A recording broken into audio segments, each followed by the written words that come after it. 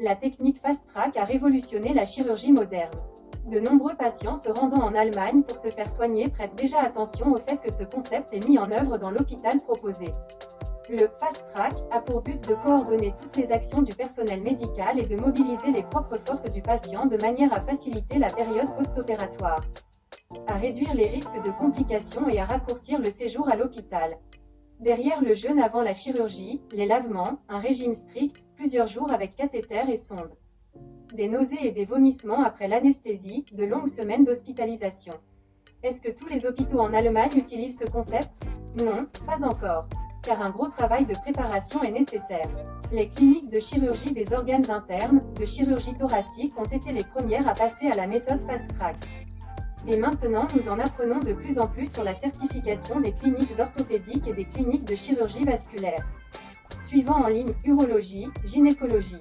Les avantages de la mise en œuvre de la technique se sont déjà révélés importants, de 5 à 10 000 cas de complications ne peuvent être évités que lors d'opérations sur le gros intestin par an. Qu'est-ce qui vous attend dans une clinique utilisant la technique Fast Track? L'examen préliminaire et les entretiens avec l'anesthésiste et le chirurgien sont effectués de manière pratique en ambulatoire. Le patient se présente à la clinique pour hospitalisation la veille de l'opération ou tôt le matin le jour de l'opération. Même 6 heures avant l'intervention. Une alimentation légère est autorisée et 2 heures avant l'opération, boire, une solution riche en glucides est proposée. Après l'opération, déjà le 1 à 2e jour. Il donne un verre et un régime doux. De ce fait, le patient n'a pas faim avant et après l'opération et la fonction intestinale est préservée. Comme anesthésie. Les patients se voient proposer une anesthésie péridurale. En conséquence, moins d'anesthésiques sont nécessaires pendant la chirurgie et moins d'analgésiques après la chirurgie. Cela signifie que le patient a moins de risques de nausées et de vomissements et peut manger et boire naturellement le jour de la chirurgie. L'absence de douleur et un rythme alimentaire normal favorisent, par exemple, une bonne irrigation sanguine et une cicatrisation rapide de l'intestin opéré. Le cathéter épidural est retiré. En règle générale, le 3e jour après l'opération, en ce qui concerne le choix de la technique chirurgicale optimale. Fast Track privilégie la chirurgie en trou de serrure, chirurgie mini-invasive, qui permet moins de dommages à la peau et aux tissus individuels. Une prévention soigneuse des saignements et l'introduction de seulement une petite quantité de liquide par des comptes-gouttes pendant et après la chirurgie réduisent la charge sur le système circulatoire. L'absence de drains, ou leur utilisation à court terme, réduit la douleur et réduit le risque d'inflammation. L'utilisation de dispositifs de réchauffement spéciaux pendant l'opération, afin que le patient ne se refroidisse pas, réduit le risque de problèmes de cicatrisation ou de pneumonie.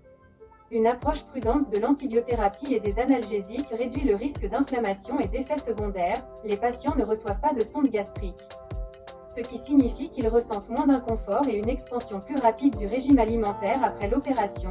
Ils donnent d'abord du thé, de l'eau, des boissons équilibrées spéciales et du yaourt le jour de l'opération, puis une alimentation régulière le 2e jour après l'opération. Le cathéter vésical est retiré pour les hommes immédiatement après la chirurgie, pour les femmes, en règle générale, le lendemain matin.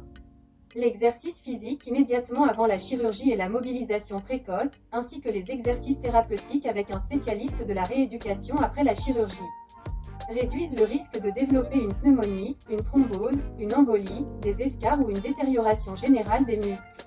Par exemple, après l'implantation d'une articulation artificielle de la hanche, les patients se lèvent déjà le jour de la chirurgie et le lendemain, ils peuvent charger la nouvelle articulation. La sortie de l'hôpital est effectuée lorsque le patient atteint un état stable. Par exemple, après avoir retiré une partie du gros intestin pour un cancer. Nos patients sont sortis les 5e et 7e jours. Quel est le rôle du patient dans la mise en place du concept Fast Track? Rôle important. Le patient ne se laisse pas traiter passivement. Déjà lors de l'entretien précédant l'intervention, il est souligné que le succès dépend de sa coopération. Le respect du régime de boire et de manger. La participation consciente aux activités de rééducation et le désir de reprendre une vie normale dès que possible sont les tâches du patient. Quelle évolution est attendue dans cette direction? La médecine se développe rapidement, mais les formalités administratives et la législation ne suivent pas toujours. Le concept Fast Track est né dans les années 90 du XXe siècle. A reçu la première confirmation de son efficacité par des méthodes de médecine factuelle il y a environ 15 ans et continue de les recevoir aujourd'hui. Mais il n'a pas encore été introduit partout. Il y a des hôpitaux où les patients passent des semaines à l'hôpital. Et sur le seuil se trouve déjà le dernier concept, voie ultra rapide. Nous sommes prêts à aider les patients dans toutes les situations nécessitant des soins médicaux hautement qualifiés et le soutien d'un organisateur expérimenté en Allemagne. Il suffit de nous écrire une demande à l'adresse ci-dessous ou au coursier.